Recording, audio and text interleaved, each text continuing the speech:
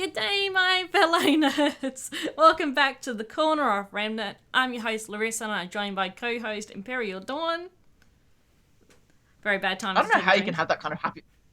I don't know how you can have a happy intro after what we've just watched. Like, I don't know how you can come up here and have your normal intro right now. I used to work in a call center, so it's always like, hello, welcome, hi, and everyone's like, oh, you sound really happy. Like, I'm so depressed. So used to putting on a happy facade. Oh dear. But yes, we are here to discuss episode 8. Unfortunately. I saw the most cutest art. I was gonna send it to you. You've probably seen it though by Which one? AG. It was RWBY, yeah. like look in a cloak, looking really depressed, and there was like a trophy being thrown on her, like the depression award. I saw it this morning. Bonk. I thought, yep, that's how I feel right now. It really, I think, was the episode I think we've been asking for since Neo returned. In a sense, like I feel like this is that, like everything Neo can do, everything, the potential of her character, it kind of all came to a head this episode. And I have opinions on that. Yeah. Some things I like, some things I don't. But yeah, nothing. Yeah, like it was a great episode though. It was. Especially just in terms of like the animation and sound design and stuff. There's a lot of really. OneDrive, stop it. Stop. Sorry. OneDrive's complaining at me. Yes. Yeah. What are your thoughts on the episode? Well, overall, I think, in my opinion, I thought it was very well written overall. Of course, I'm not too happy with some events that happened, but I agree that it was a lot of things which were coming, and that a lot of the fandom wanted, especially Neo's with her illusions and everything. Yeah. I've only watched the episode twice, but normally I would have watched it multiple times by now. And the second time was when I was doing my reaction, so, you know. We're doing your editing of your reaction, yeah. Yeah, when I was editing my reaction, and I was watching the episode back as well as watching me too, and I was just like... Yeah, I watched the episode, I think, at night when it first came out, and then I went to sleep on it. So that was a dumb idea. And then I will say, I don't think I watched the first chunk of the episode with Little. Yeah. I've only watched that twice. Because the stuff I was rewatching was mostly all the Neo stuff. Yes. So I only rewatched that first bit the second time this morning. Yeah. Doing my little bit of my rewatch and stuff and gathering some tweets and stuff and notes. But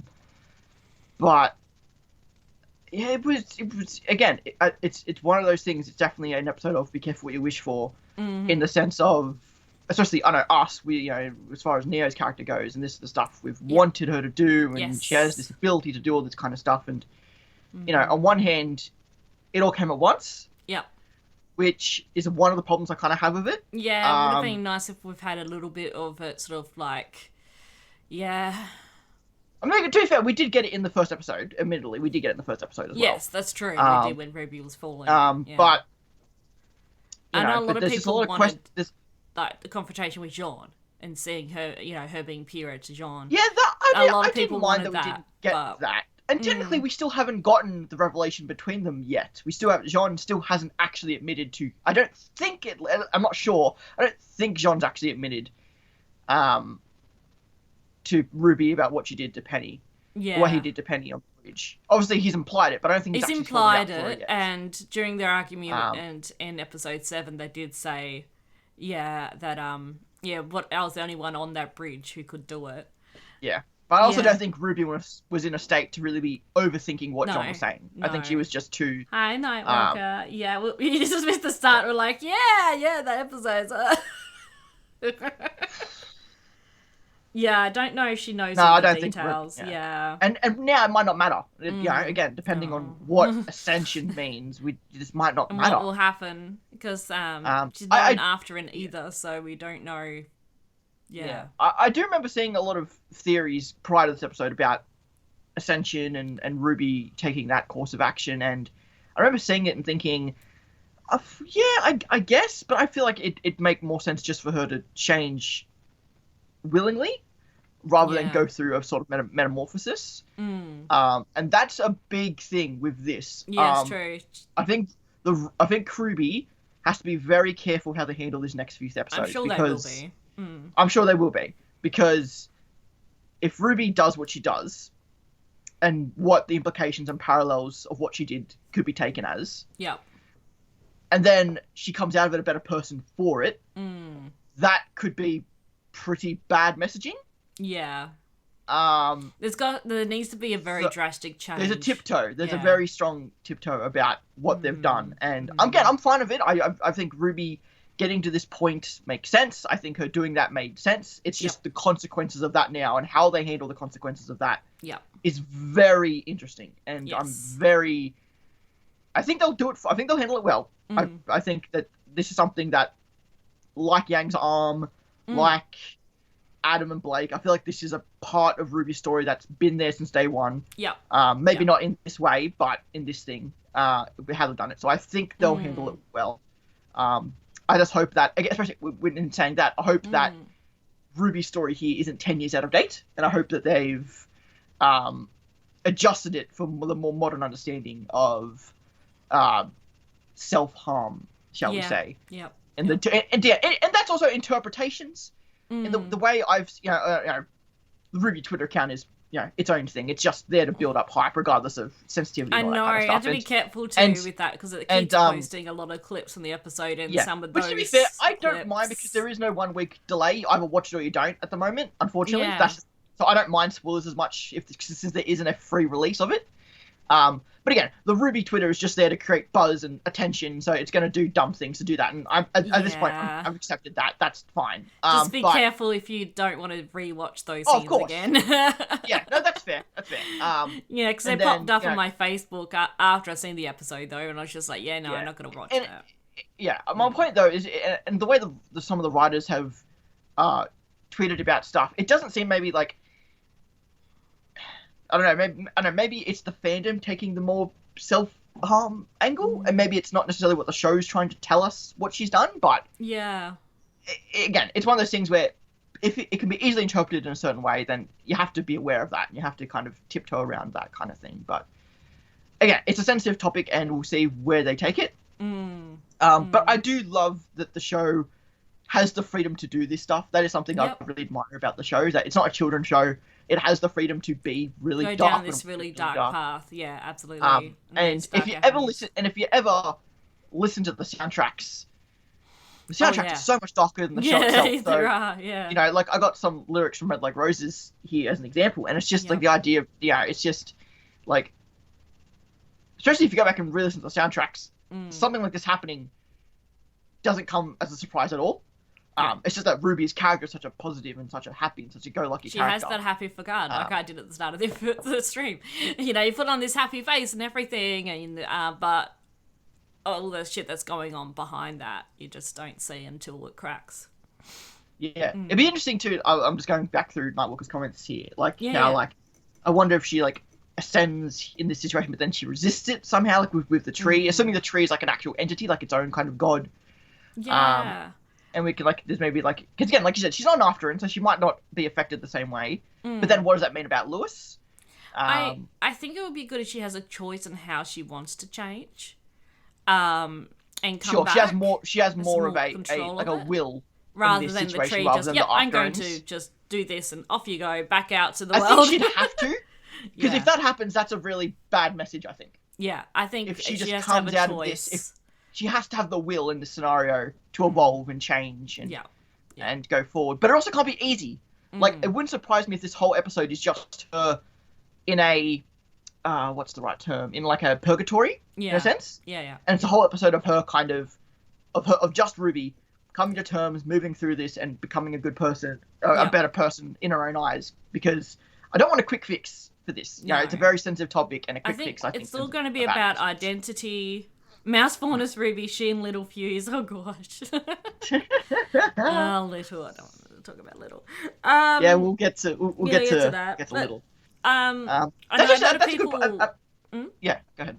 I was just gonna say, I think a lot of people think we might get some Summer or references to Summer in this. Not actually Summer herself, possibly, but I think it's all going to be about RWBY finding her identity and what she's going to be moving forward, and whatever that is. I liked an idea. I think this was my idea. I don't think I got this from anyone else, but I could be wrong. Yeah. I'd like the idea what if all the things we've seen of Summer, at least in the Ever After, aren't actually Summer, and that's what she'll become. Yeah, it might be future like, RWBY. What if it isn't? Yeah. What if it's like a future RWBY she's seeing rather than it being Summer? I saw some people thinking about that too, but especially with the axe and the reflection they saw, because it kind of looked like Summer, but it kind of wasn't quite. And we've seen Summer in previous volumes, and she looks like how we've seen her in this volume and stuff. Yeah, so, it's just that little glimpse, and like she had the similar choker like RWBY had, and her hair was slightly different, so it was just like. But the other things I saw it was it'd be a neat twist. Yeah, it'd be interesting. Yeah. If RWBY ends up looking, comes back like in Summer. What we see. Well, no, that would that's defeat the purpose. And that's one of my notes here is that I know a lot of people are saying that, assuming we get RWBY back, and I think that's a safe assumption, we get a new RWBY. She will be, but she won't be the same as she was. Definitely not. Yeah. And if she does come back, that she should have, Penny in her weapon, and she should have this and that and this and that. And I'm like, I love all that. But does that not go exactly against her whole arc? Yeah. No, her she needs to be right now is that she wants to be her own person, a new person. So I feel like you can't just add her, you can't just, And again, like we saw that Crescent Rose fell with RWBY, but after we saw what RWBY did with Crescent Rose and how hesitant she's been to use it at all, and now she does this in this episode. Yeah. I like the idea that she might have to go a completely new weapon, because I just don't think she'll be able to wield that weapon after what it did in this episode. I think it'd be cool if she does take up the axe, but if it was Summer's weapon, then that sort of goes against again, I feel like that just defeats. So I guess the purpose. We'll find out. I think we'll find out this episode. I think we're kind of skipping ahead, but I think like with episode 9, we definitely should all of that. But I'm hoping we'll find a bit of what happened with Alex and Lewis at the tree. I'm hoping that we'll cover those little gaps. And then the episode 10 is going to be all against Neo Cat. Cat Neo. Yeah, Cat Neo. Okay, we'll get to that. But if we want to jump back to the start of the episode, basically following up from the end of the previous episode, so RWBY running through the paper pleases forest. Yeah, and you have this kind of desperation on her. She doesn't know where she is. She's just ran. And she's just lost herself. Similar sort of like at the start of the volume, her perspective, you can hear her breathing. She sounds very panicked. Yeah. Yeah. Well, it's a great parallel, because she ducks down next to a tree, hands on her knees, just similar like she did with Little, just like she did in the first episode. That's a nice parallel. Yes, and I like the idea that, I always love whenever she does this. She's done this a few times throughout the show. It kind of harkens back to the whole normal knees. Like her instinct is to hug her knees, because that was one of the first lines in the show. Yeah. Was that being a normal person, the saying bee's knees, normal knees, all that kind of saying. So like her instinct, weirdly, is to always hug herself. Yeah. Which it's sad in a lot of ways, but especially because the whole normal knees line. Angry to create a crying storm. That's true, because it didn't start raining. I think it's just more angry than. Actually, I don't know. Yeah. And that's something that actually hasn't, because we always thought, because we were speculating early in the volume about how it's the world that'll do it. It's the tree doing all this, when really it's Neo and the cat doing most of what we've seen.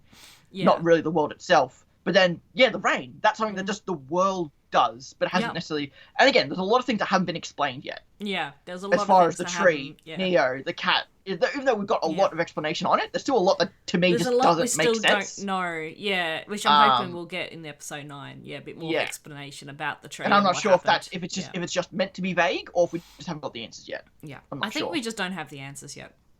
I hope so. I hope that's the case. But I keep seeing how this volume is going. I don't know if that is the case. I think it's meant to be vague. Yeah, well, maybe. But it made sense, of course, her telling Little to go home. She doesn't want Little to get hurt, like everyone else around her seems to get hurt. Yeah, which of course is what happens. But Little doesn't want to give up on her. Little made a promise that she'll help her get to the tree. Well, in a way, Yeah, that just like kind of is RWBY. what happened, actually. But Yeah, you know. and it's one of those things where it's the same way that RWBY, and again she mentioned it's the way it's don't make a promise you can't keep. Look at all the promises I've made about Atlas and Yeah, I was everything meant to be else, a and huntress. I promised to protect Atlas and see how that went. and I couldn't do any, and she says like I can't do that, I can't do anything. Yeah. And again, it's because her whole life she's been, you know, it's never a nice word to use these days, but in a way she's groomed by herself, by a family, by her own identity all these of summer. expectations and responsibilities on her, and she and just doesn't want that anymore. And I'll say that I think a lot of them she puts on herself. Yeah, she I don't know if has, I don't think it's Ty, I don't think it's Yang who's putting these responsibilities on her. No. You could argue Ozpin in a sense, but Ozpin is a bad. But Ozpin knows he's a bad. Ozpin knows he's done those wrong. So I'm not blaming Ozpin because he's self-aware of that. At least nowadays. Yeah. About his problems he's done and his cause. So I think. But even then, you look at Ozpin, Summer, Ty, and Crow, and they all knew all of this stuff. Yeah, and RWBY's just accepted it all and taken it all. Well, they let RWBY, go through all that. Yeah. It's always the thing how does Ty fit into all this, because he's like the weird factor that doesn't seem to know anything, but yet he should because he's Team Stark, and so what that means for RWBY and stuff. I wonder if we'll ever get more explanation on all that or not. But yeah, like I said, I've only seen that scene twice, so I don't remember all the bits and pieces. But yeah, it was basically that. Yeah, I was meant to protect Atlas and I didn't. So if you follow me, you're just going to get killed. Yeah, basically telling Little to go home. I find it interesting as we go into the next portion here that it's almost like, and I think it's deliberately done, that I can't, until you get to the mansion, I can't tell what's just art style for sake of art style and what's Neo, which I think is deliberate because you're meant to be confused in the situation. And it's one of those things where I'm almost like, I remember watching it at first and thinking RWBY's just walking off and fine, she doesn't know where she's going, and I'm like, you come into this mansion, I guess, and I'm like, I guess because I know, because again, thankfully I know you've just finished Remnant Holiday. Yes, thank goodness. Thank God, if you hadn't finished Remnant Holiday for this time, you would. Oh my God, perfect timing on that, by the way. If you haven't read Remnant Holiday and you watch this episode, go back and watch Remnant Holiday, and all this makes 1,000 times more sense if you've read Remnant Holiday. Over Easter, I was like, I only have a couple chapters left to read. I'm just going to take it with me, so I'll have time to read it, because, I can't really do much else while I'm there, especially the weather was shit, so we'll just, hold it up at the shack. Yeah, because good bloody timing, because the whole one, the major set piece of Remnant Holiday is the mansion, and that's what when we see the mansion in this episode, and it's one of those things where it's hard because I know, because I've read it, I know it. So to me, it's like RWBY's walking into the mansion. I guess to RWBY, it's just another weird thing in this world. Yeah. To me, I was like instantly, that's Neo's mansion. Yes, Don't go Neo's in there. mansion. Yeah. But absolutely. It's obviously that's my perspective, having read the book and stuff. Yeah. I'm really curious how people react to that scene who haven't read the book. Yeah. Especially the portrait. When I saw the portrait, I know that portrait. It's just like, yes, that was in Neo's house. There, yeah. Yeah. The little girl with the two brown eyes, Yeah, there was a really interesting one later in the episode. I don't think it's shown. You have to kind of notice it. But it's Neo standing with Roman's hat in her old outfit in Vale. Oh, I might have missed that. And it's just it's just I think it's just in the background. It's not in that first gallery. I have another think it's closer in the background. Yeah. And it's just that she spent a year and a half, or how long it was, at Beacon, traveling to Mistral, just with nothing, alone, nothing else, until she goes back to Little Miss, who again she knows from the books. Yep. That was the only other person she kind of would have known in that world. Yes. So she goes all the way to Mistral and stuff, and worked out for her. And that's a big thing in this episode too. This isn't that I really want to talk about, is that this whole Neo's whole plan only works because RWBY's already in the state she's in. Yeah. It's an incredible coincidence, and I'm not saying it's bad writing or anything like that. No. I actually quite like it. But it's just one of those things where, if Neo had done any of this in Volume 6, in Volume 7, in Volume 8, it wouldn't have worked. No, probably not. Regardless of We're in the Ever After or not. Maybe the Volume 8, but definitely not prior to that. Yeah. The only, and that's on Cinder. Yeah. This wouldn't have worked if Cinder hadn't kept telling her, wait, gonna wait for this. So Neo has to be grateful for Cinder for that to some degree. Because I'm just saying, but because the only reason the cat's plan works, the only half works. What he was trying to do worked. Yeah. The only reason that Neo's plan worked is because RWBY was already in this state. Yep. Which you could argue is because of what Neo did to Yang, and that's what kind of triggered her down this path, or whatever justification you want. But, again, if this happened in Volume 7, RWBY would have had the strength to push through this. Yeah. It's just an incredibly sad coincidence that RWBY was already on this path of depression and all this stuff, and Neo's just coming in like a goddamn freight train. And again, it's just, it's a strong coincidence that this all culminated at this time. And again, you could argue that the cat helped unintentionally Neo's plans, but then Neo's plans ended up helping the cat's plans. Again, it's all quite a merry-go-round that this all culminated in this way. I think too that when they had the Jabberwocker attack just before the paper pleasers, at their moment, I think too that Neo may have realised then, when she wasn't fighting, the way she reacted. I think too she may have also okay. Yeah, because we were asking, why did Neo attack the way she did? Why was this a mental attack rather than like? And I think it's more she was gauging the situation there. And that's why she then created what she created in this episode, because she saw how RWBY was then, and she's like, I have another plan. Yeah, and I think too, left. Like, if the Jabberwocker's threatening the Afterends, she will know that RWBY will want to protect them, because she always wants to protect the people too. So by attacking the Afterends too is also a way of, getting to RWBY. Yeah, and this episode is this episode is a real indication too of, just how much Neo has tried to learn about RWBY. Yeah. I'm sure a lot of this she learned from Cinder. Yes. Her time spying with them in Beacon. Yeah. Stuff she learned from Cinder on the way to Atlas and all this kind of stuff, because there's a lot in this episode that doesn't make sense and a lot of stuff that does. Yeah. And it's something that I've seen it may be because it's so implied that people don't mention it, but I've only seen a very few people point out the fact that all of this is just Neo's interpretations of these characters that we see. None of it is real. Obviously, RWBY's in a state where it doesn't matter, and it's still just heartbreaking for her, even though she mentions that how she's this powerful, none of this is real. But then, she's in a fairy tale. It's hard enough for her to tell what is real and what isn't. And again, Neo's power doesn't make sense in this world yet. No, it doesn't. Still hasn't been she's justified the mansion, why she's as strong as she is. And the mansion, you got all those people there. Which I'm now thinking is a deliberate way to help RWBY not understand situations, because the audience doesn't as well. Because why is Neo this strong? Now, Roman, if you haven't seen the thumbnail, kind of justifies. They did change the thumbnail. They did change the thumbnail. Oh, did they change the thumbnail? Yes, they did. It's funny because because when I looked it up a day or two later, and of course it didn't have Raymond on it. Now it's just a shot of RWBY walking through the forest after she told Little to go away. Yeah. Granted, again, I like the idea of so much happened in this episode that Roman spoiling was not even that big of a deal. No. What else we've seen. And it was something people have wanted for a long time. But I have wondered too. Yeah, go ahead. So as well, so we know from Roman Holiday originally with Trivia, and she had Neo as a second person there, then they sort of became one. I wondered too, after Roman passing, and we're seeing Roman in this episode, if similar things happened there, where she's created Roman as that person as well. I wondered. I think mentally, definitely. Yeah. I don't think she's able to manifest a second person again until the Ever After. Yeah. I feel like I know. Originally, her semblance was an imaginary friend. Like that was her original semblance until she kind of got traumatized to the point where they became one being basically. But I don't think she's actually manifested a Roman until the Ever After.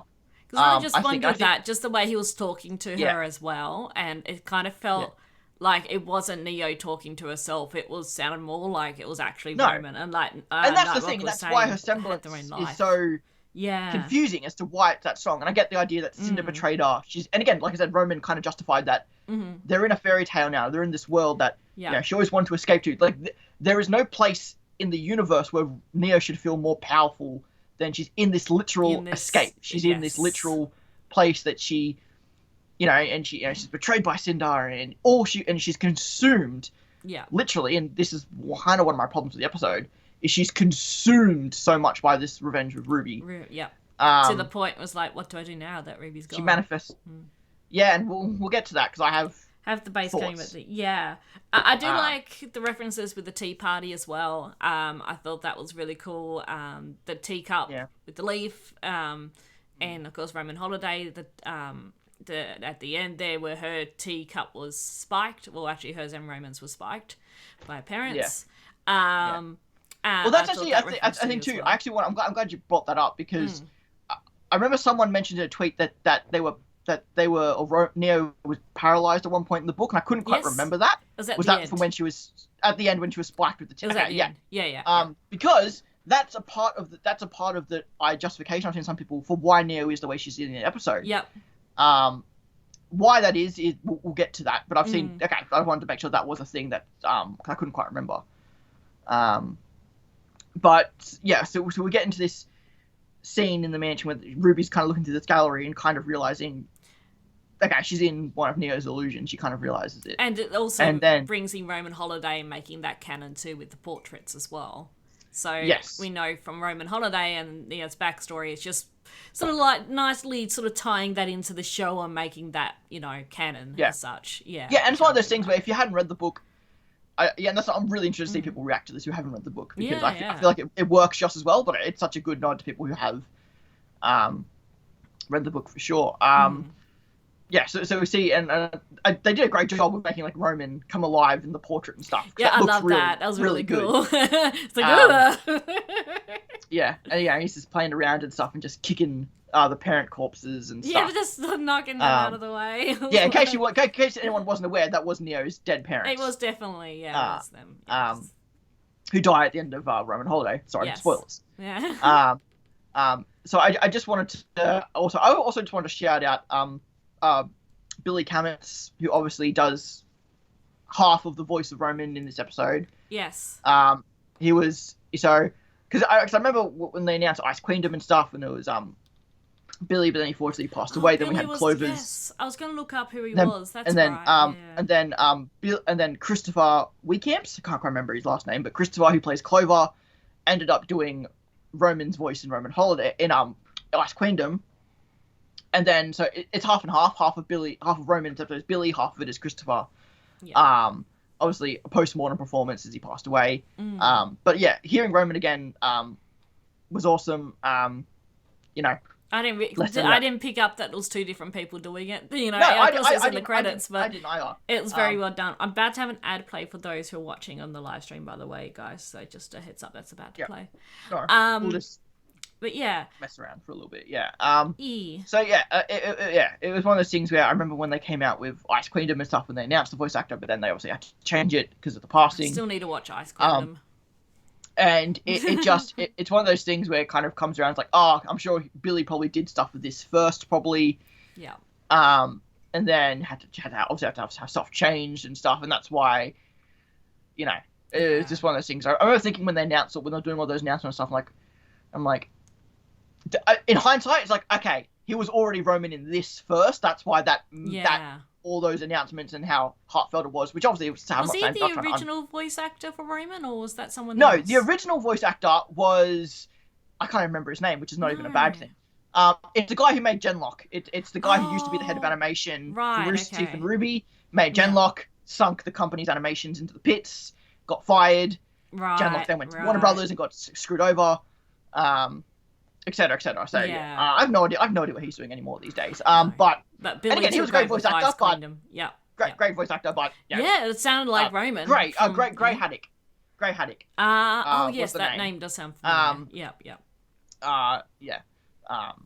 Always goes back to my idea. If someone writes a show and they can't write the show any further, I'm not including Monty in this. That doesn't count. No. Don't continue the show. I haven't seen Genlock season 2. I don't want to. I haven't seen even all of Genlock season 1. No, me neither. I only watched the first regardless episode. of what Gray did, if Gray wasn't involved in Genlock, then I don't want to see more Genlock. And the same reason, if Miles and Kerry aren't involved in RWBY, I don't want to see more RWBY. Exactly. Yeah. Simple as that. That's my personal opinion. Which is why I don't want to see Harry Potter for either reason. HBO, no, it's same. For either reason, because I don't want the original person doing it either. I agree. So I'm fine. Harry Potter is great as it is. Just leave it alone and just enjoy it as it is. I don't want any more games. I don't want any more shows, anything. Just Harry Potter, 8 films. I don't mind in the world, but but yes, anyway, I agree on that. Hopefully the ads are over now because that was all rambling anyway. So good. Yeah, ads. Good, glad I've got that in. I've got that in during the ads. So yeah, and then Roman. So yeah, answers to everyone. Well, everyone's here. Everyone's here, and we get everyone who's passed away. Everyone who's meant something, to RWBY and passed. We get Penny, we get Pyrrha, we even get Lionheart and Clover, which I thought was a really nice touch. Yes, that was interesting, but they are both dead, so they are both dead, and again we had that little scene with like Leo and Ruby and stuff in Volume 5 and stuff. There's a little bit there, like admiration between the two characters and stuff, and even though he was more of a foil for Oscar Ozpin, I still liked that he was there. I thought it was a nice touch, and Clover, and again, they didn't need to have any lines. They didn't have any lines in the episode, Clover or Leo. No, but I still liked that they were there. I thought that was a nice touch, and then Ozpin and Ironwood were definitely more interesting choices. Yes. Ozpin especially, and this is really why I love to this is all Neo, because Ozpin's character here makes no sense, but it shouldn't make sense. That's the point. No. Because Ozpin is just what Neo's interpretation of Ozpin is. Yes. Which again is completely opposite. It's a complete role reversal because everything that happens between Oz and RWBY should be reversed. Every bit of dialogue, every single action, that should be flipped. Yep. RWBY should be doing that to Ozpin. Yes. But Neo only knows what she knows, so I like that was the flip there. And I like the line she used with Penny as well, because like Neo fell down before she saw what happened with Penny, but I like how she was talking, at the Vital Festival, and I was like, I died in Atlas, didn't I? Yeah, that was I didn't notice that till like the third or fourth time I watched the episode. I'm like, right, this is Neo assuming what's happened here and implying, because she doesn't know. No. And the same way that, and also RWBY doesn't know that. I mean, she does know because of what Weiss said, but she didn't see it. She doesn't. No. She didn't see Penny die. She so having this, she did. Yeah. Having Penny in front of us saying that, oh wait, no, I did actually die in Atlas. Yeah. But again, did she die in Atlas or did she die in Ever After? That's a whole nother thing that we might get into next episode, maybe. Yes. So that's a whole. Yeah, that was. And again, it's one of those things where like, I love Nuts and Bolts. I've loved Nuts and Bolts since day one. But I can't take this. I know RWBY reacted the way she did, and she's blushing and all this kind of stuff, and a lot of people have taken that as really strong Nuts and Bolts stuff. She was just her friend, and it's one of those things where like I love the ship, I do, but I just don't. Neither of them seem romantics at all, and it just doesn't. I know that it depends on what you define as a ship or what you define as a relationship, and again, to each their own. Yes. No, I don't see this romance or anything. No, I don't see this, especially when this is Neo. Like, it's not really. Well, Penny. A lot of people think that RWBY may be ace, and I think that's a very big indication. Yeah. But again, just because she's ace doesn't mean she can't be in a relationship with Penny, whatever Penny is. But again, it's just one of those things where it just doesn't. Again, there's a lot of episodes that just doesn't make me feel super comfortable. Yeah, I like though in this it was more like Penny and Neo it was Neo's interpretation of it, but Penny put a lot of trust in RWBY by being her friend, and in this she's acted as like Penny is saying RWBY let her down. Yeah, and that's why she died. It was RWBY still had a genuine. RWBY still has the genuine reaction to it. Like again, like how much that hurts her. It's Penny saying that. It's Penny. It's Neo's best guess, but it is accurate. It's pretty accurate. It's her educated guess of the relationship and stuff. And again, like we have Oscar later. Obviously, in Neo's mind, as the most obvious assumption is that RWBY and Oscar love each other. They're childhood. Like it's one of the things where I get looking at that situation. That's an obvious interpretation because, unfortunately, and even in Remnant, you're going to assume the straight relationship first. That's just unfortunately how we're all wired to think. For now, hopefully that changes in years to come. And I love the symbol. I know we're jumping around a bit, everyone. We are jumping a little bit. I don't want to not mention something. This episode it's a bit like that. There was a lot happening, so we just want to make sure we say what we want to say while we think of it. So but like I love the idea that because regardless of what RWBY does for the rest of her life or anything else going forward, she knows that the next person she will lose, without question, is going to be Oscar. Yeah. Because he's going to become Osmond. She's going to lose Oscar, regardless of how she feels about it. Yep. So the fact that Neo uses that against her, as that's the person that RWBY strikes down in frustration. We've been saying that for seasons now. Was the term was weapon sexual? Weapon sexual. Yes. Yeah. And Night, you mentioned there about. I don't think Ruby's ever been blind to romance. She's just. I feel like that's something everyone interprets, and I feel like that's not accurate. I don't think she feels it herself. So I don't think there's ever been a scene where she's like oblivious to it. I don't think, at least. I just don't think she cares for it, kind of thing. Like she just doesn't see the interest in it. Yeah, she doesn't see the interest in it. I don't think she's ever not like. She just hasn't felt it herself, I don't think. Yeah, and she's been distracted, and she's been like minded other things. But I don't think she's ever outright just gone, "Oh, I didn't notice that," kind of thing. I don't think so, at least my interpretation. But yeah, so Belly, what you doing? Ellie's made her way in here. Hi, what you doing? Hi, Bobby. Hey? It's just never been her focus or of others. You know, she's always been, again, very single-minded, which is why there's such a struggle to her. She's always been huntress, and now that's coming into question. This is my role, which, this is what I need to do, my responsibilities. Which, ironically, I'm now realizing is actually quite paralleling to Neo. Yeah. Very single-minded individuals. Yes. But we get we get Ozpin just, just beating. Similar to how Roman beat RWBY with his cane. Yeah, it's very similar. I saw people drawing sort of similarities. And again, and people are saying like this is the first time we've seen RWBY with an aura break and actually take like physical damage. Yeah, we saw you aura can see break her with Tyrion, but outfit's she getting didn't torn, actually get and you can see on her face and everything that she's looking a bit battered. Yeah, and it makes sense really that the one person of all the people in that room, the one person she would strike is Ozpin. That makes sense. Yep. Then the person she would least likely strike is Oscar. So when she sees that, because at the same time she knows that Penny and Pyrrha are capable fighters. Oh yeah. She doesn't trust that for Oscar, so she would never ever assault Oscar, even if her life depended on it. Whereas I feel like I could maybe she would fight evil Penny, and she would fight Pyrrha if she had to, because she knows that they would be able to defend themselves and they'd be capable. But she wouldn't do that for Oscar. I think she also sees Oscar as a bit of a kindred spirit. Like, he's got all this responsibility and everything thrust upon him as well. So that's why I feel, I know a lot of people ship them as such, but I think it's just that they're just very kindred spirits in that reality, which is why they both reacted the same with Ironwood and everything, and how they're sort of acted together, because they're very similar situations as such. Very similar. Yeah. And seeing someone this beaten since Oscar with Hazel. Yeah, very similar. But then we also get, we get Pyrrha stuff, which I remember mentioning. There. I died so my friends could live. Yeah.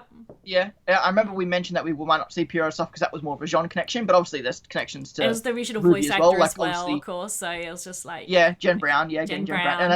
And she would love getting to be evil, mean Pyrrha. She'd love that. 100%. She'd love that. But yeah, it was interesting because also we thought if we're going to get Pyrrha, it'd be Jean and Pyrrha stuff.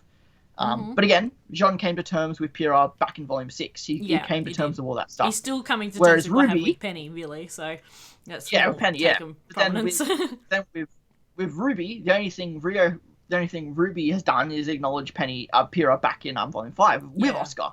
Yeah. And to get like this, and again, it's very again. I give all the credit in the world to Neo, because everything she's doing here is so smart and painful, because it's this whole... She's had this plan for a long time. RWBY has... Yeah, she's been thinking about this for so long, and you have RWBY who's like, I don't want to be me anymore, I don't want to be a huntress anymore, I don't want to do this anymore, and then you just have Pyrrha. I sacrificed my life so you could be a huntress, so you could be a hero. How dare you throw that back in my face? Definitely reopening old wounds. Neo's interpretations, but 100%. And I think too well, sorry, you go first. And like I said too, with Penny being like, how does it feel to have the person you trust most in this world fail you time and time again? It's just like, I know it's not real, but even I got to be like, even if RWBY wasn't in the state she's already in, I would still feel like that. That would hurt. I know I know that's not real, but right. And again, it goes back to like Ruby's like, this isn't real. Roman's like, you're in a fairy tale.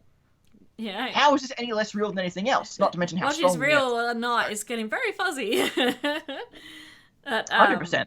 The tea as well. So like Nia was saying, like she doesn't want Ruby to die. She wants her basically to be erased, to be torn apart, and no longer exist. Which is the reason why she's pushing the tea rather than just killing Ruby.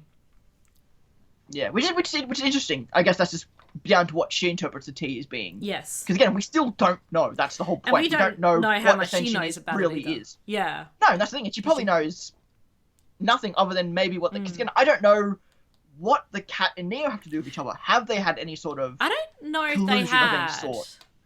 And I don't think so. But but there's implications as to why Neo is powerful. Maybe that's because of something the cat has done with her, or I don't know. It's just taking advantage of the ever after. Yeah. That's the thing too. Neo's familiar with the story. Maybe she's familiar with what she thinks Ascension is, but that was Alex's story. I don't think Alex's story mentions Ascension or death, so I don't know. It doesn't. Yeah. I don't know. I don't know. I know, right? I trusted the cat as well. It's like, I never trusted the cat. I never.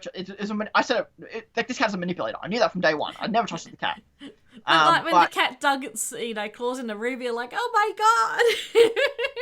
Like, and you got to think too, like, Ruby does what she does, and you got to think even in the end there, would Ruby have really done that? But I think the cat giving her some of her heart, I think definitely added to that. Like and whatever what that happened does, with Little was the final straw as well. I think I definitely think Little was the final straw, but I also think that it was sus, but I didn't expect the cat.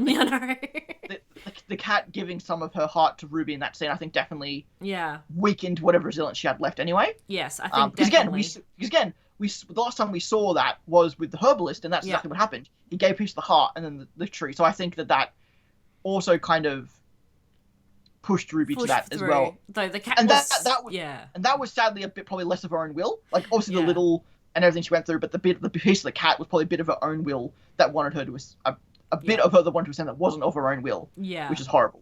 But thankfully the cat didn't get his way with their way with what they wanted to take over Ruby's body, thank goodness. I just want to mention one last thing before we get on to the more Ascension stuff and the cat and Neo and stuff. That also I loved again, I know Ironwood's character isn't always the most loved character, and I did like Ironwood's lines in and that stuff. too. But I loved Ironwood being like, it's like, sure, I might not be doing what's right for Atlas, but what makes you think that you have any more of a right to say what's right for Atlas than I do? Yeah. Ironwood's the one that, even though Ironwood, again, went off the rails and did the wrong thing, and I don't disagree with that. But again, imagine someone coming into your kingdom, spending 6 weeks there, and then all of a sudden deciding, oh, I know what's best for this entire kingdom. Like, I can get. And obviously, again, it's Neo's interpretation and stuff, but I loved, Ironwood in this a lot as well, not just the other three, but also liked Ironwood a lot as well. Yeah, that's very true, Nightwalker. Very likely, because John did say the cat did come back to him after Alex and Lewis left, or whatever happened with them. Yeah, I'm sure the cat tried to do what he's done with John. Ruby with John as well, but again, John's just strong aura. Whatever interpretation you want to give that is, I think John has a strong heart. Yeah. I just don't think that would work. No. So, and we saw the cat had like this beam of pixels as well, which was really cool attack. It was really cool. It was very much like a cat vomiting, kind of like that's like how would a cat? Because you think, how does a cat fight? It's like, well, it can't wield a weapon, unless you Puss in Boots. But a cat can't wield a weapon. You could argue that maybe like you could do like a tail attack of some sort. But I definitely like the idea of the cat like a vomiting almost kind of breath attack from a cat. Because that's something cats are known for, so I thought that was quite a nice touch. Yeah. And the cat is clearly very powerful. Yeah, and I like the way how he's so manipulative, saying it's okay, Ruby, it's over, you're okay, you're safe now. And it's like, I don't want to be Ruby Rose anymore. It's like, okay, I can be Ruby Rose. So, which is very different. Which is interesting again how he has two different methods of possession, shall we say. Like he has this more like kind of like manipulative, kind of more like I can give you my heart until we are one, or he can do it forcefully, as we see later. Yeah. Depending on what form he kind of chooses to take. Yes. Which is another thing as well, which is another interesting. Well, he has these kind of forms that he can. And he mentions he's cursed with curiosity. Curiosity killed. Yeah, this is a big thing, which is a cool parallel to Salem. Like Salem is cursed with life, whereas this cat is cursed with curiosity. Now, I think that's different. I think obviously Salem was given the curse. I think the cat was created with this curse. So I think there's a difference there. Yeah.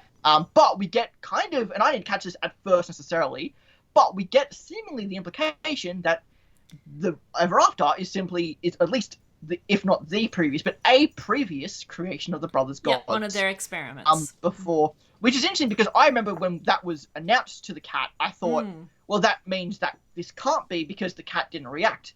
But as we've seen, this whole thing has been a ploy by the cat to be a manipulator. His whole idea is, he's playing the ditzy little cat. And I saw someone mention too, he's deliberately running away from Ruby to freak Ruby out, to scare her, to make her uncomfortable, only to come back and reassure her.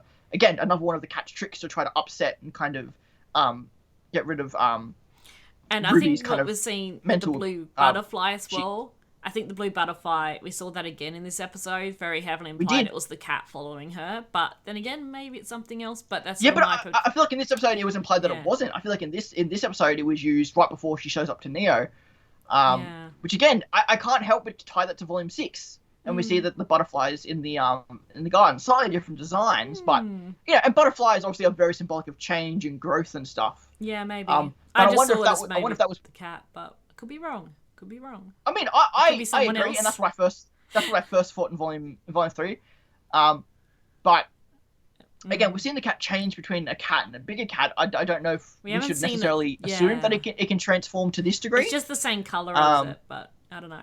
It is. No, again, I completely get, but I wonder if it's just a matter of they designed the butterfly in Volume 6, and then they designed the cat in Volume.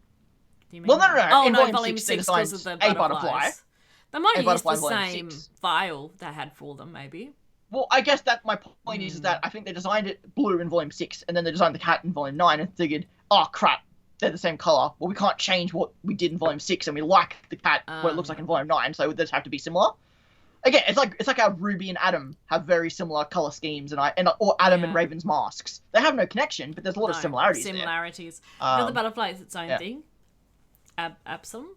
Yeah, I don't know. Maybe we might find out in this episode. Again, I don't think the butterflies in Volume 6 and the butterflies here have any connection, but I just think that it's maybe not the cat, something else.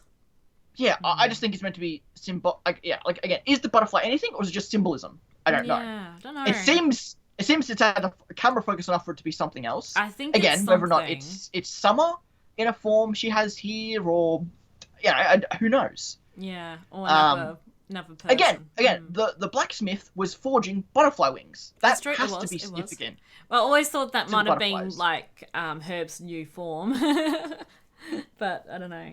Yeah, that's true as well. It could be, but again, that's my point. Is that is the indicative of metamorphosis, change, of evolving, becoming from a caterpillar the new to a Herb butterfly. As a butterfly. That'd be really cool. Yeah, that would be really cool. But no, the butterfly I completely forgot about. So thank you for bringing that up. But yeah, so then we have Neo come in, and like I said, we have the cat with this admission and Little's there too, watching everything play out, and then a bit the cat's tail. I thought that was really cute. And the same before that, we have the admission that again the cat knows the brothers' gods. At least the gods. He says that why did my creators leave me here only to go and create you, kind of thing. So so that is a really interesting significance. I remember I messaged Larissa earlier in the week about. Yes. I would love the idea if, hopefully, the cat and Neo become separated. Yeah. There's room for redemption. Before the end of the volume, preferably. I don't need Neo to be redeemed. I just... Again, we'll get to the possession in a second. Yeah. But I think the cat... I think it's ironic for Salem to have a cat. I think that's just fucking hilarious. I love that idea. I don't think I've seen fan art of it yet, but, like Salem sitting on a throne, petting the cat. Again, because I remember when we introduced the table of evil in Volume 4, and I'm like, I don't know how I feel. We got all these new villains. Like, I miss our old villain stuff. And eventually, you get to see Tyrion, you get to see Hazel, you get to see Watts, and I still think they shouldn't have shown all those characters at once. I think they should have been they should have done that later. differently. Or but, done like, yeah. Yeah, like all you needed was like a shadowy scene, and you see Tyrion's eyes, and then you meet him with Higan and then you meet him on a Yuri. And then you have like you imply there are more evil characters. We don't actually show them. That's how I would have done that personally. But getting that cool but crap scene of all the new villains meant that when we got them all later, we were already familiar with them and we liked them, and so that was easier to interpret them later. Because I'm thinking like, we've lost all our villains pretty much now. All we have left is Salem, Tyrion, Cinder. Really, like you could include Cinder, you could include Mercury, but I almost think they're their own thing almost. Yeah. I don't know. I just in terms of like I feel like Cinder and Salem won't by the end of the show won't be still on the same terms, I guess. Yeah. But I like the idea of like if we're gonna have a final 3 bosses, let's have the 3 best villains in the show. Yeah. Which I would argue is Tyrion, Salem, and this cat. And I think they've done a really, really good job. I'm being serious. I think they've done a really good job of introducing a late game villain so late into the show. And I think people would accept him at Salem's side. Because again, they have this. Again, Tyrion wants the world destroyed because he's insane. Salem wants the world destroyed because she wants relief. She wants a release. And the cat would want the gods returned just so he could ask them why. Why did they leave him there? Yeah. And I don't think he would really care that much. Like, sure, he's cursed with curiosity, so he wants to know everything, so maybe he wouldn't want the world to be destroyed, but at the same time, I don't think that would be a deal breaker for him. Yeah. And even then, Salem probably wouldn't tell him that anyway. No. He would just say, again, like how I assume, I don't know, like who else knows what, I assume Cinder believes, like Hazel did, that Salem just wants to create a new world. Tyrion's the only one that knows the truth because he's insane. Yes. So again, the cat would just be under the assumption that Salem the same thing. That Salem as if the cat gets out of the ever after. That's what I'm saying. But I'm saying I would like the idea of seeing like as a final 3, you have Tyrion, Salem, and the cat as like our final 3 bads with the Emerald, Cinder, and Mercury obviously away doing their own thing or whatever. Yeah. But I think that would be a cool way to do it in terms of like you have, I think that'd be cool. Yeah. Personally. But yeah, like I said, have to have Neo and the cat obviously leave, if together, but at least separate. If maybe not together, but separately leave the ever after. Because could we save the people of the world, sacrifice Remnant, destroy Salem, send everyone happily ever after? Yeah. Oh. Yeah. I mean, that's the other thing too. I think I had a thought that what if we like we moved everyone to Vecchio, what if we moved everyone to the ever after instead and let the gods destroy that world? Yeah. Because there are no Grimm here, there only are the Jabberwockers, and Jabberwockers don't seem as threatening as the Grimm are, and there seems to be meant to be only one of them at a time, so that could at least be contained. We don't know too if Neo may have killed the Jabberwocker, because we haven't seen the original Jabberwocker since then. So. But again, it'll just get ascended and come back. Yep. Maybe something else. Yeah. Maybe. But again, like how the cat is the cat and the Jabberwocker, I think those are different. Those are unique ever afterians. I don't think they necessarily change. Yeah. I think that's like their purpose is what they're already at the highest purpose of this world. Yeah. They don't change. I wouldn't think at least. Yeah. But like I said, then like Neo, the cat saves Ruby from Neo only to kind of get his way. But then Neo comes back in her old tricks, which I always love, just like the whole and like. Poor little stairs, even the Ruby, cat, get up, Ruby, come on, you can but get even up. Like even the like I like the like even the cat being tricked by Neo's semblance. So I always like that. But then we get little coming in one last time to try help, and the second I saw Neo come into frame, I'm like I'm like, and I saw little then I know no. Yeah. And then Neo again like you can like Neo, you cannot like Leo, like again like even I was like so that sucks. Little, but we knew that was going to happen as soon as Little appeared there in the house. I'm like, Little's going to die, and it's just what Ruby said. You follow me, you will die, and that was really the final straw. Exactly. I think definitely with her taking the tea, and when the others rushed in, it's possible that she didn't realize it was then. She might have thought they were still illusions. Yeah. But even then, I think I think at the end of the day, I think that Ruby saw them and just still again. Yeah.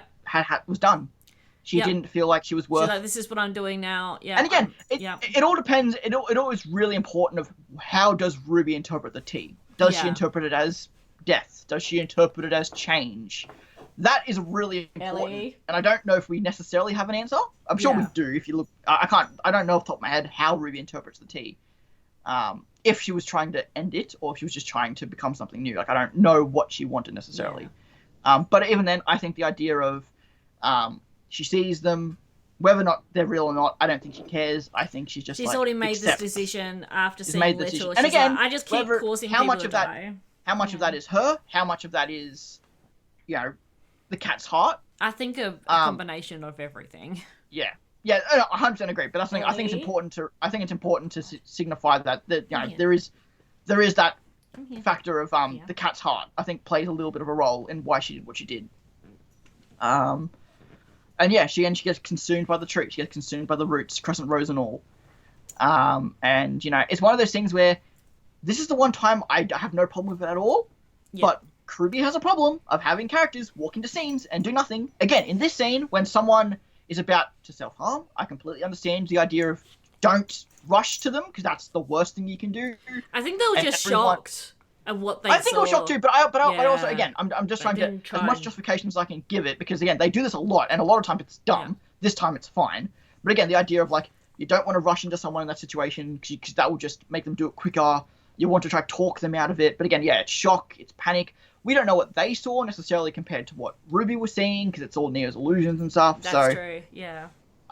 And again, like I said, it's definitely the shock. And I have a bit of a tweet I remember seeing here that, Yang has spent basically her whole life caring for RWBY. Yep. She had to be the mother. Yep.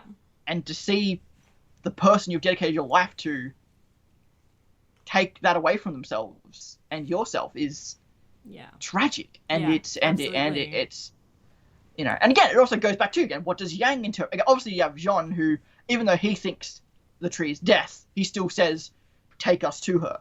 So he still has this idea that RWBY is still okay. Yeah, at least in John's mind. But what the other people, and I think Weiss thinks that as well. I think Weiss is sad that RWBY was pushed to that point. Yeah, that's Yang, true. Not at work. I don't think they realised until she was already drinking the tea and it was too late. Yeah. But again, I do remember seeing there was an edit where the scene worked much better in terms of, like, it was just a re-edit of just them walking in as she was drinking the last sip. As she was drinking the tea, and it worked a bit better. Yeah. But I do like the symbolism of them walking in, RWBY seeing them and still drinking it. Yeah. I think that's important. That she still made that decision, even though she saw all of her friends there. And again, you could argue that she didn't think that they were actually there, because we saw Neo change all of them into her living friends again. Like, she changed Slovar, after Oscar got all that into her living friends. So there's an ad about to play again. Sorry guys, on the live stream. And I liked the okay, no worries, not Walker. Thank you for hanging out. Going a bit over time anyway, so that's fine. Yeah, we'll be wrapping up soon once we've finished talking about these last few moments. I like the significance of Neo using John's old character model. Yes. Neo might not be aware that John necessarily is the Rusted Knight. No, she used so she used the old model for Ren and Nora with John, which I thought was a really just nice touch. And so RWBY ascends, and this is kind of where I start having problems with the episode. Little also fell with her as well. Did Little fall with her? Yeah, Little's body did. Okay, I didn't notice that. I know Chris and Rose did. Because she was right in front of her, right near her hand. So I don't know about Alex and Lewis, but we'll get to see how Little ascends, I think. Yeah, I think what that means. Yeah. Whether or not Little is something else beforehand or not, too. I'm hoping in this episode we find out a bit more of what happened to the tree with Alex and Lewis. Yeah. But I think we'll definitely get a hint of that with what happens to Little, because I think we'll see what. I think we might see the armor again too. Maybe, but again, like, is the armorer is the armorer the tree in terms of, like, rebuilding someone? Is that what the armorer actually is? Is the tree just the physical representation, but the armor is the actual thing rebuilding them? That would make sense. I thought was really interesting as well, sort of after that sort of happened and the leaves came up where the hole was. But also you can see the tree very, like, it's like the tree's like literally outside the house. It's not, but it looks like it's there. Like, it's very imposing. Like, the tree's there. Yeah. You can see it, through the hole in the roof. It's the only thing you can see in the distance. Yeah, you can see the trees. And I know some people have harped onto the idea that when RWBY falls, there's a green color. I think it's a rainbow of colors. It's just green is prominent one. I know some people have tied that to Nuts and Bolts and Penny and all that kind of stuff because like Little Fell and stuff as well. But I always think that was a bit of a stretch for some people. That might be a little bit stretch, but so here's what I think they're just to make. Again, I've softened of it over the week, but yes, what happened with Neo and I feel like there needed to be a scene. To me, I think at least I would have done. You needed to have a scene of Neo's like joy, a glee, or something like a look of success. Yeah, she didn't really get and then that. And then you just see that kind of realization come over her. Yeah. And the more I watch it, the more she does have that. She's sitting there and she kind of and she has Roman talking and she kind of realizes that now she has nothing. I don't mind that as a story beat. Yeah. As an arc for Neo. I just think the execution of it was really bad. Yeah. Because she's just sitting there. Again, we talked about the paralysis earlier of the T back in Roman Holiday. Yes. She's I like the interpretation that Neo, this whole episode, was never Neo. That was all just Neo is the only thing that is real about Neo is her sitting in the chair. Yeah. The whole episode, she's just sitting in her chair, using a semblance, like Professor X. Yep. She is using a semblance to such a degree that she's literally catatonic. She's literally losing her in touch with reality. Yeah, I like that idea. So much of her power that she's literally like she's putting herself into a coma to use her semblance so powerfully. Yeah. I like that interpretation, but that wasn't implied enough. But that was not implied enough in the episode. If that is the case, I feel like that makes the whole scene make so much more sense. Yeah. Especially with what the cat does. And but to to me, me, the house it just is cracking and falling apart around. Yeah, like her reality is falling. Again, I get it. Yeah. The reality is falling. The reality is falling around her. She's lost her only goal in life. I can believe that. Yeah. But just there's something about the execution that to me that just did not work. Yeah. It just to me felt like she's just sitting there doing nothing, and there's not enough justification for that. Again, there's what you can interpret it to make it work, and again, we love that's what we do on this show is we make RWBY better by interpreting it to make it better. Yeah. But it was just it was a really hard, especially because Neo's a character that I love so much. Yeah. Especially in before Roman Holiday, and again, I get that I like that Roman even mentions it too. It's like the only time that Roman speaks but she's actually speaking like Neo speaking. Yeah. Where she's like, I know I'm not the hero here. Yes. I'm well aware of what I am, and again, Roman Holiday. She's not a good character. She's a horrible person. Yeah. But she knows that, and there's a bit I can admire about that. I can respect that. That's how she sees herself. But in this scene, it was just really rough for me. Again, if Neo was just sitting in a chair the whole time and creating this whole illusion, and she was just in a comatose state, using so much of her power, that makes a lot of sense. That makes a lot more sense. Yeah, it does. Because she's still reeling. She's still recovering. While the mansion is failing, and that's when the cat takes advantage of the situation, which is a horrible way to put it. That's again, I think she's just like go ahead. Well, like the cat also says, you've lost something important. I feel like she's lost a sense of self, of who she is and her purpose. I get that, because to this degree, to let this happen. Again, I don't want to talk on mental health or say that people don't react in certain ways. I get that everyone is different. I feel like she couldn't act. Like, you could see it in her eyes. She was reacting to what the cat said, feel like, but she couldn't move. Just because, she spent... I understand all she wanted to do was to kill RWBY or make RWBY ascend. And when she finally did it, she realized that it didn't make her feel better. No. But to the point of literally letting the cat possess... To me, it seemed like a bit of a stretch. I like the idea more that she was just exhausted from her semblance. Yeah, I like to think that she's... And that is a bit of justification as to why why her semblance is so strong, because she literally pushed herself to the point where her physical body was dead. Yeah. In an interpretation. Yeah. But, yeah, so... I like that idea, and that will be why she couldn't move and couldn't resist the cat. Yeah, I personally think that's a better interpretation than what the show actually was trying to tell us, unfortunately. Yeah. And it was horrific with the cat entering through her mouth and her eyes, and it's just it's a really weird thing of me, because possession as a trope is a really weird area for me. Yeah, I don't know why. It's a really uncomfortable concept, because I love it like for comedic purposes or not serious purposes. I find I'm okay with it. But there's just this sense again. I don't know why. Just so like, to me, the possession bothers me more than the ascension. Yeah, and that's just my personal, view. I I get why Ruby did what she did, and I think because of our discussion of Neo, it's why I find that scene harder to take in, because I'm having to interpret why Neo is letting this happen. Yeah. Well, it should be we shouldn't have to like question and. I shouldn't be so confused about it. But, they might clarify it later, maybe, but it could have just got lost a little bit in the animation. And then we have like this possession and just this. And Jean was trying to grab the cat's tail when he realized what he was doing, and and again, there's just this real uncomfortable lack of will, and just this visceral. The animation is great, and that's why I hate it, because the animation is so good. It's so good. It's so creepy, and it's Smile like. And again, possession is just this weird thing in pop culture, because possession is like there's so many things about possession. There's things that are funny. There's things that are even sexual. Like possession is just this really weird gray area for me, where I never know how to feel about it when it's used in because I've seen it used in so many different ways, and it's almost always uncomfortable.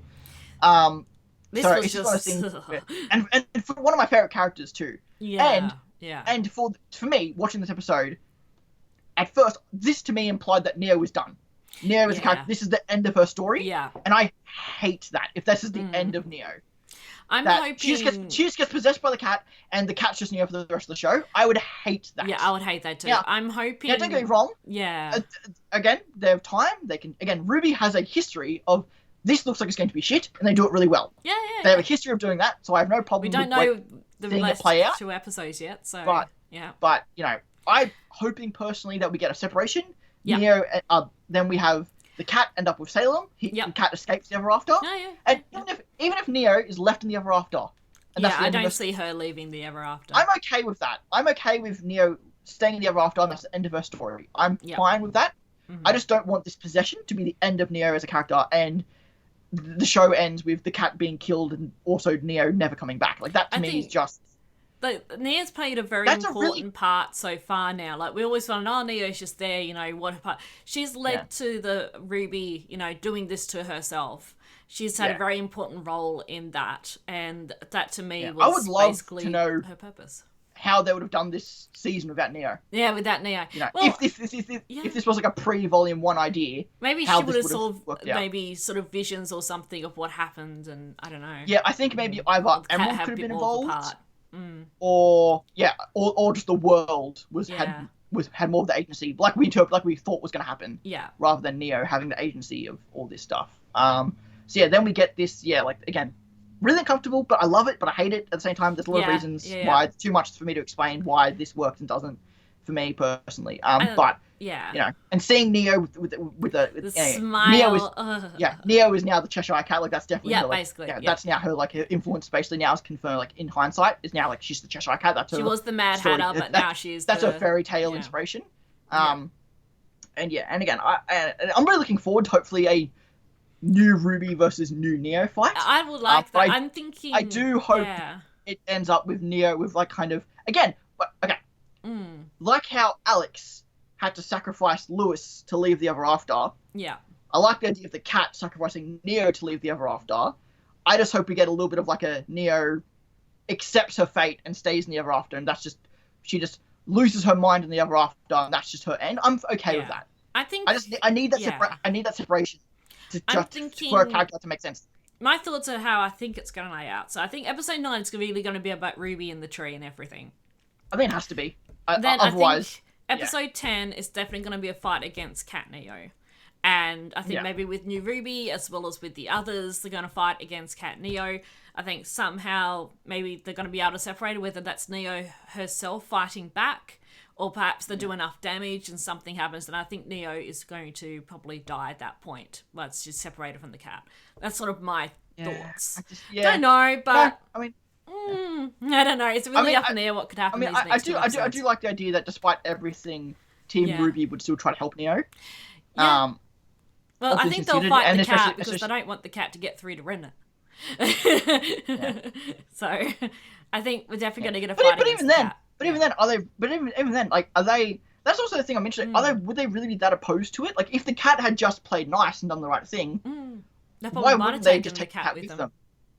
Yeah. Is this just because the cat has been slighted by Alex and therefore doesn't trust them? I think it's... So he has to go this kind of more manipulative route, because I think they would have taken him with him if they just asked. Yeah, possibly. But then again, he also feels slighted that they just used him for knowledge. Yeah. He also feels insulted by that. So yeah. It's just because like that's his curse. So when people use him for knowledge, he feels insulted by that because he doesn't want to have the knowledge. He just has this curious mind that he can't control. Yeah.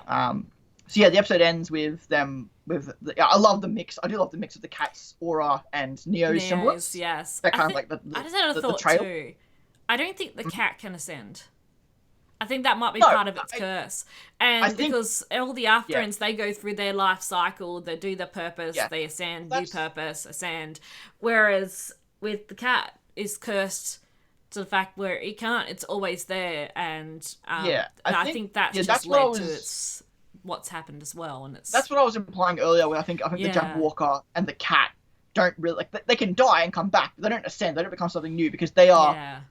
they are at the height of their evolution in this world. They're at their peak. That is what they're designed to do. That is their role, and that they can't change, because they are at their peak form.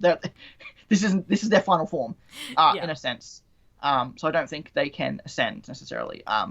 Whether or not, again, we still don't know how you go between the Ever After and this world normally. Yeah. Normally. If there is a way to do that. There's the way to get back, If this is just, again, interpreting it in a certain way, if this is just two planets, like this remnant is one planet, and this is just another planet, which I feel like since the gods physically left the world, I feel like that's the implication. This is just a different planet. Again, how you interpret the word world, because that can mean 100 different things. Typically, though, it's planet. A world is a planet. So, I feel it's in like that in-betweeny space. It's that's the thing too, like why, it, but like the idea was like the central location was the literal space between two planets. Yeah, in between. And like and because it was like you had to be able to live in it. It was kind of the weird thing. So when they fell, they literally fell through space and ended up in this planet.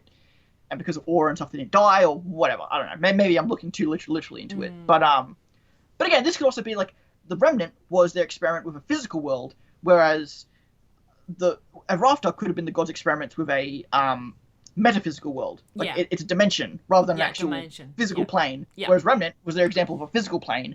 And then Ever After was a more maybe that's why that makes more sense than a physical planet that is the Ever After. So yeah, obviously the cat leaves for the tree, and Yang, I like the detail of Yang being like almost like falling, like Blake is literally holding her up.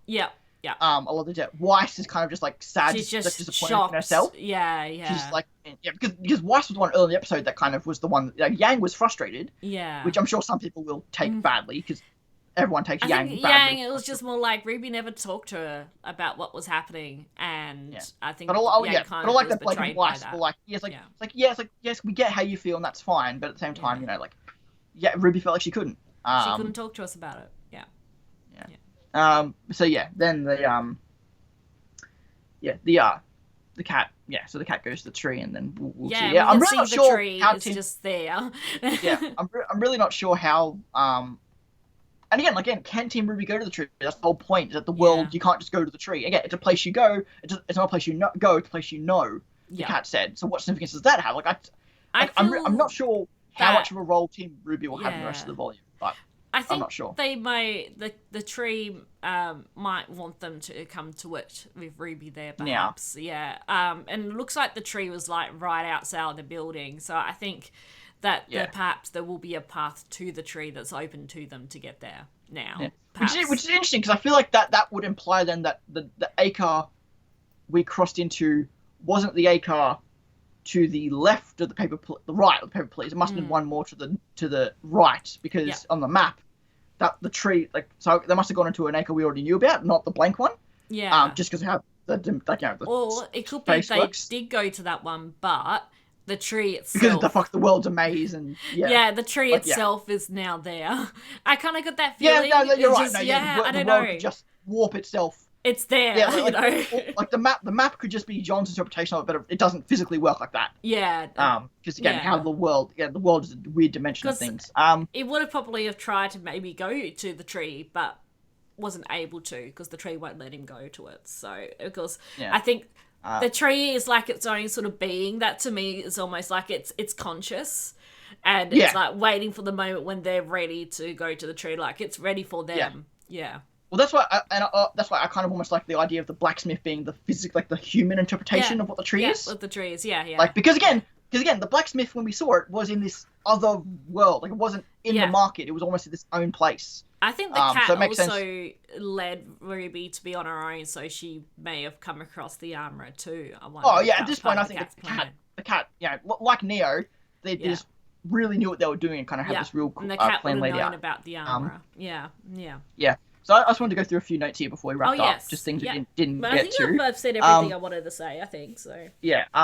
I love the idea that Blake doing everything she could to save Ruby at the end of Volume 8, and then was keeping Yang standing when Ruby did this. I kind of like that parallel. Yes. I love now the in hindsight the line of Ruby saying, "I hope it was worth it" to Neo. Yep. Because it wasn't. No. I like that kind of like foreshadowing. Yep.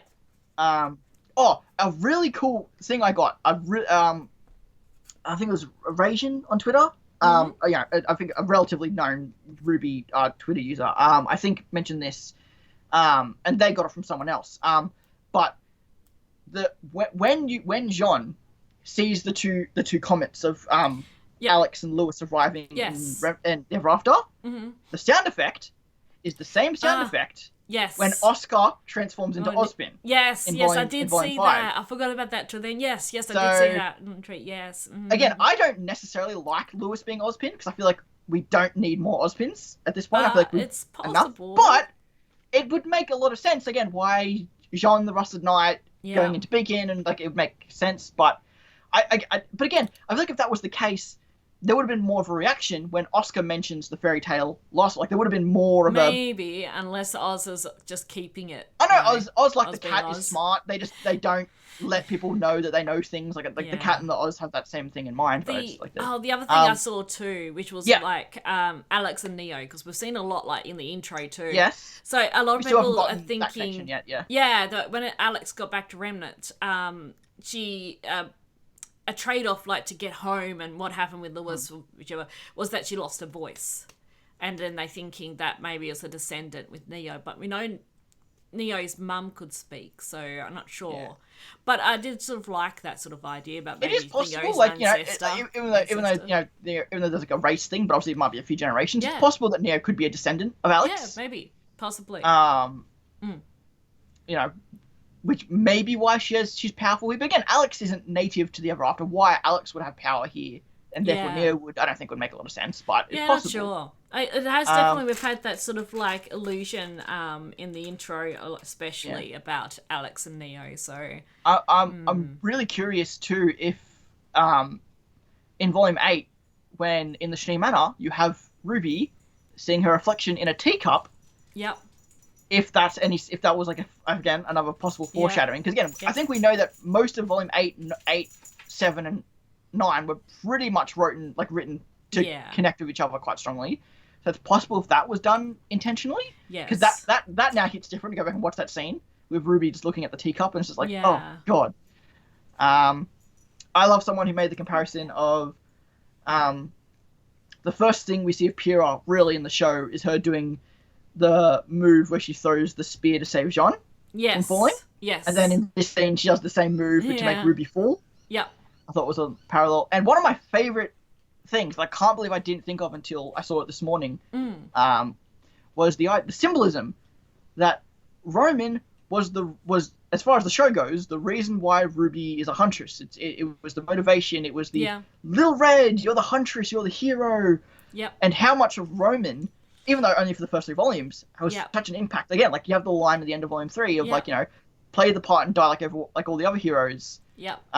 Just the symbolism of Jean being the one who started Ruby's journey as a huntress. At Beacon, and that he's come back for one last thing to end her story as a huntress. Yeah, basically. Yeah. That's a really. I wouldn't have thought of that unless I'd seen that. That's a really cool tie-in for Roman's character. That Roman is the influence and the end of Ruby as a huntress.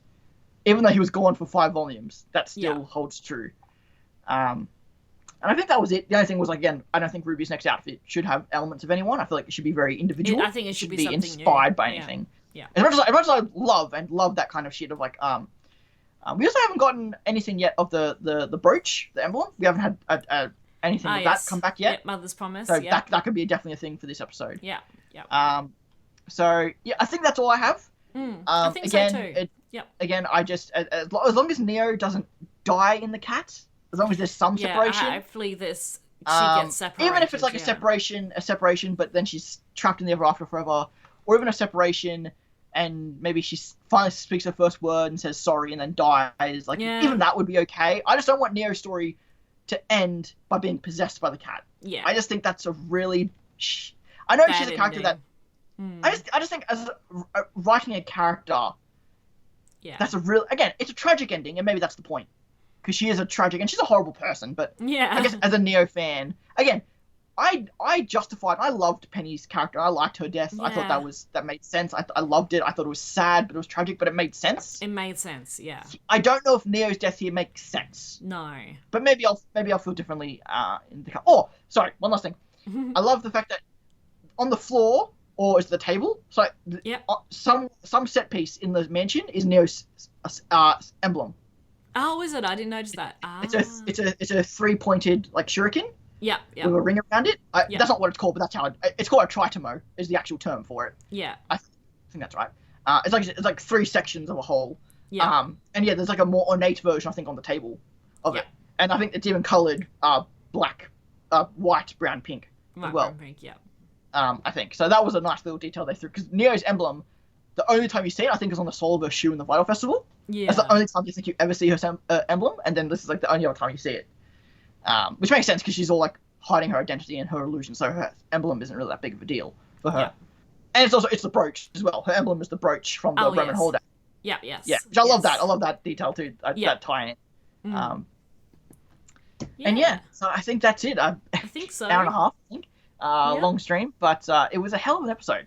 It was, and it's a lot to discuss. And it's not gonna get better. Like, granted, I don't know how it can get worse. I think these next 2 episodes are going to be amazing and really fill in all the gaps. I just hope next episode we take 20 minutes, we take our time, and we justify how RWBY can do what she did and become stronger from it. Yes. Because I'm just really concerned that if they rush through that, that's a really bad message. No, I think they do it justice. They've had the time, like they did with Bumblebee. I think they will do it justice. Yeah. And I wonder if this will maybe I wonder if this will be a tie-in.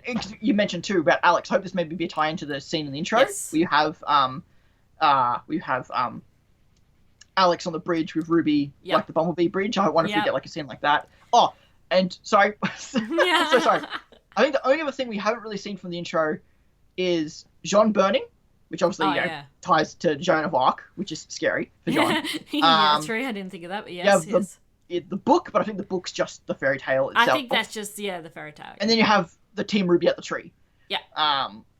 Which I think we'll get soon enough. So, okay, I'm done. Sorry, I'm done. Phrase the great one. I need to fix the thing on a belt. Her emblem, it's come apart. Nice boo, Crescent Rose, yay! I realised when I did my reaction that because I knocked RWBY and a Crescent Rose is not sitting correctly. We praise the great one. Well, might be the last time we see Crescent Rose. Yeah, well, after what she did to Oscar, I don't think she'll want to see that thing ever again. I think I might need to make a new Evan. So I need to remake Long Memory for a long time. So I've always wanted to finish it because it doesn't have the gun part on it. I always wanted to do that, but just Larissa, you're Australian. It's not allowed to have the gun part on it. That's why we live in this country. Jesus. We've already talked about enough dark stuff this episode. Don't blame me. There's politics involved. God no. Oh dear. Well, we'll wrap it up there. Thank you everyone for watching, whether you're watching on the Twitch Live, Twitch VOD, or YouTube tomorrow. Really appreciate it. We love discussing RWBY and anyone who wants to come along for the live. Appreciation to Nightwalker if he comes back and watches the VOD later or not. He always shows up and we always appreciate him and many others who do show up in any sense. So we always appreciate it. And on YouTube too, because it has been getting quite a few views on YouTube. So those who are watching it too. Yeah, so thank you. That's always good. Yeah, thank you for listening to us ramble and bullcrap for an hour and a half. And Yes. Thank you very much. I hope we give you some insight that isn't just what everyone else is saying. I hope we give you some hopefully. originality. Even though most of my notes are just what I steal from Twitter. But, you know, people put into words better than I can, because whenever I tweet, there's always a misspelling. I'm seeing everyone's different ideas and bouncing them around, so, yeah. And trust me, there are plenty of tweets here that I don't agree with, that I didn't. Yeah. Much like the shipping stuff, because that stuff just goes over my head. Yeah. No, that's fair. But until next week, everyone, thank you very much, and hopefully a bit nicer stuff to talk about next week, hopefully. It won't be, but hopefully. Maybe, don't know. Alright, see you, everyone. Bye, guys. Thanks for watching.